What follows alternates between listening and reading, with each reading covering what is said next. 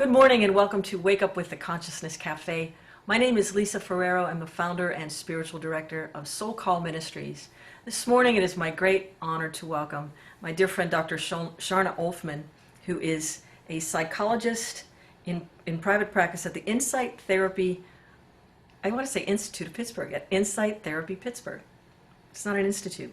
She's also the editor of the Childhood in America book series and just extensive knowledge in the developmental area of psychology. We're so grateful to have you as we're going through this global pandemic and offering insights, things for parents, things for the parents themselves as they help their children navigate through these circumstances. It's a big subject. Where do we start? Yeah, well, thank you so much for inviting me to join you. I'm so glad to be with you this morning. Thank you.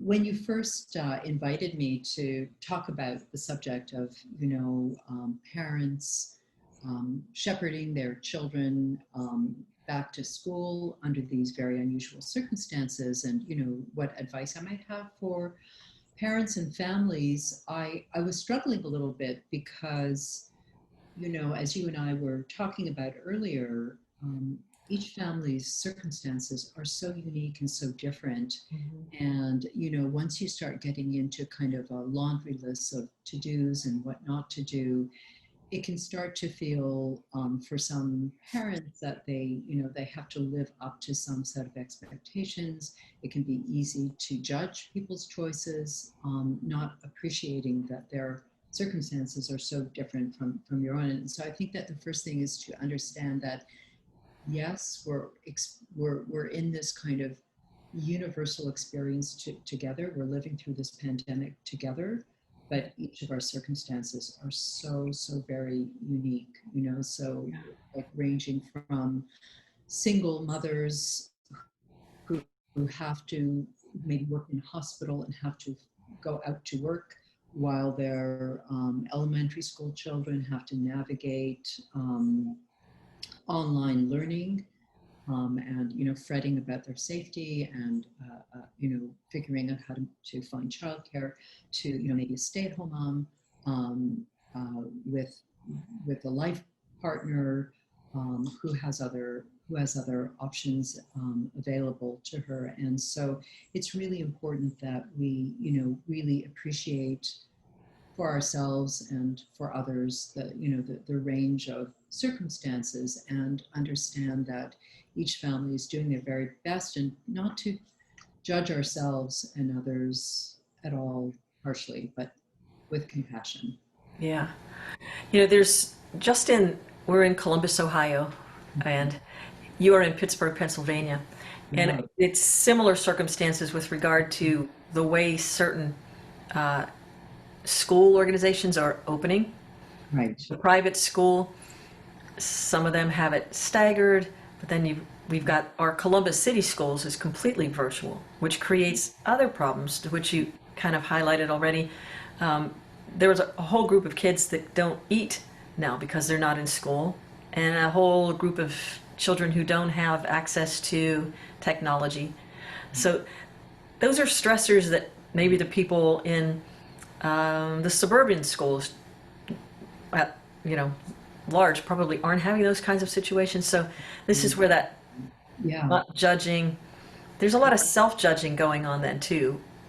There really is. And it's hard to even fathom what some of the solutions might be when you're talking about something as basic as food insecurity, or parents feeling that their children may not be entirely safe because of their circumstances. And my heart really goes out to these parents who are struggling with such basic issues. And it almost seems trivial, but I'm going to say this anyways, because this can be true for any parent, that as you're trying to make decisions about what is right for your child and what are best practices for your child, that to the extent that it can be relevant to you, the idea of putting your own oxygen mask on first, that don't judge yourself as a parent and sacrifice your welfare in an effort to heroically do everything you can for your child, because your child needs to see that you are healthy and well and functioning at your best. That matters to your child as well, and that will enable you to be the best version of yourself for your child. Yeah. I remember studying with you at Point Park University. When one of the books in the series, they're all fantastic, by the way. I recommend them highly. Childhood in America series. One was talking about hardwiring brains of children with screen time. So that's something, there's a concern there, but how do we let ourselves off the hook? If I'm a parent, as we were talking before, who really just needs a break, is there some way we can find the happy medium with having to use this for school now and maybe recreation? Right. What recommendations can we offer? Right. And that is such a complex question because, as you point out, children who are 100% virtual may, parents are actually obligated to have their children sitting in front of a computer for any number of hours a day. And it is true that in, many of the edited books that I published, I emphasize that it's really, really important for the child's developing psyche and nervous system to not be sitting in front of screens too much, but to really be having experiences in the real world and not just in the virtual world. And so at the same time, we have to do this really complicated kind of high wire act in which we sometimes it's going to be harder before it gets easier as we discover our children's capacity to engage in imaginative play, to read a physical book, to engage with art materials, to join us on a walk in a nature trail, to actually help us, with dinner preparation. So rather it's like, oh, and now I have to make dinner. Oh, this could be something I do with my kids. And this would be really interesting. And we can make bread together and we can, cook a really healthy meal together, as opposed to kids doing their after school activities or just sitting in front of a screen. So I think that there are enormous opportunities for parents too to get off their devices and to spend time outdoors with their kids or on a walk or making dinner together, having real conversation, because maybe they're spending more dinners together than they typically do. So there's that side of it. But then there's the other side as well, the mom who is just kind of, not only kind of doing double time as, full-time job, full-time parent, but triple time, full-time parent, full-time job, full-time homeschool educator, and is just depleted and exhausted and just needs to unplug from everything. So I don't think any child has been harmed by some back-to-back episodes of Mr. Rogers, or, there are many beautiful, wonderful, materials out there for children, and parents absolutely shouldn't judge themselves when they absolutely need a break and they just need to, babysit their child with a device. So we can be, we can use technology to give ourselves a very, very well needed break or time or mental health break as adults without it being a free for all, and just having access to anything and everything online. It's such a unique time in the history of the world. It's not unique to just the United States, and all of our freedoms. And we were talking before about how parents used to be running their kids from one activity to the next, to the next, to the next. So we were talking a little bit about the silver lining. Yes. And so again, that might sound, like, oh, great. I'm glad you have a silver lining. Right. I'm worried about my kid having, lunch today, and being safe inside home alone, So for some parents, it might feel like a huge stretch to think about that silver lining. But for many families, there are silver linings, and they almost feel guilty to have discovered those silver linings. But, you know, this is such a unique time, and it will come to an end, and the pandemic will end, and we'll kind of go back.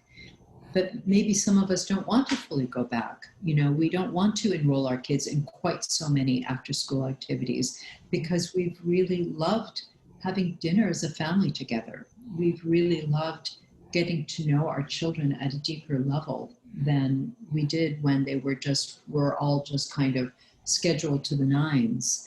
You know, and so I think that it's really important to embrace those silver linings and recognize that even in adversity, sometimes there are some gems to be discovered, and that will help us to make different kinds of choices when the world as we knew it to some degree returns. So I know, just as my own person, I'm very much an introvert. I'm kind of right on the line of introvert extrovert. So it enables me to get out and sing and do things like this, and I can be around people, but I definitely recharge alone in the quiet. Right. When or how would you know, what are like maybe one or two maybe warning signs that maybe a parent should take note of abrupt changes in their, because some children are so social and they're really missing, maybe they're in the 50,000 children of the Columbus City schools who aren't seeing each other. You know It's a that huge question, I know. right. You're right. And so, like, you know, some people say, oh, this has been just such a blessing for introverts. They're just kind of loving, sort of, you know, being in their kind of quiet spaces, in their very, very small pods, and doing their thing. But all children, and obviously all of us, require some degree of connection. And you're absolutely right. In some circumstances, children are feeling very isolated, and it's just not a healthy scenario. And here's where we get into another tightrope around balancing when we do have choice, and some parents don't have choice. Do I send my child back to school if I have that choice? Do I keep them at home for safety reasons? Do I open up my pod a little bit and invite a couple of other families in? Can I trust that they are being as safe as we are? Mhm. And it's that really, really complicated balancing act between physical health and mental health. But sometimes the two, you know, kind of, they start to intersect, Yeah. because if a child or a parent is overly isolated and they become depressed, that also can suppress their immune system functioning. You Mhm. know, so we need to think about the kind of interactive effects of mental and physical health and find that balance between living our lives in a bubble and giving ourselves permission. And I think, you know, for families where they really don't have many options because maybe there is you know, an immunocompromised family member and they really can't open up their pod beyond the immediate family, you know, um, research does suggest, or you know, medical research suggests that it's a little safer to be outside, you know, and encountering other humans than it is inside. And so, you know, again, to the extent that you have access to it, if you have access to nature trails, I think that's huge. Okay. You know, getting out into nature and just, you know, hearing the sounds of nature, seeing animals, hearing birds, Mhm. encountering other humans, even, you know, obviously from a social, an appropriate social distance. Starting a small garden. If you don't have a garden, starting an inside garden. So connecting, if you're limited in your ability to connect with other humans, connect with nature as much as possible. Mhm. Do things with your hands, you know, make meals from scratch again if time allows, and sort of finding other ways to feel connected. If, you know, if your human pod is very limited, open it up to the natural world and being Yeah. outside. Hey, this might be a call for the animal shelters. Adopt a pet.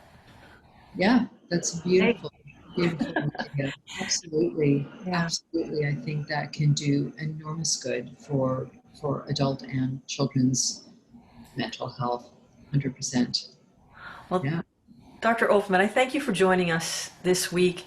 And you'll be happy to know next week we're going to invite Dr. Olfman back again, and we're going to focus more specifically on college students who are attending college from home or adults who have returned home for one reason or another during this pandemic. And we invite you to check out more of Dr. Olfman's information. What is the name of your website? Actually, I don't have an active website right now, but you can find my book series on Amazon or through the Prager website. Okay, and it's Dr. Sharna Olfman. And so thank you again for joining us. And for those of you at home around the world, we thank you for joining us as well. Once again, these programs come to you solely by your donations, so we appreciate you sending us whatever you want to send this way at soulcallministries.org/donate. And more from Dr. Olfman will be in our newsletter, but also next week. So, and remember, wherever you are on the planet, that you are loved. Lisa, thank you so much for this invitation. It's really been a delight. It's been so nice to connect with you, and I look forward to our ongoing conversation. Excellent. Thank you.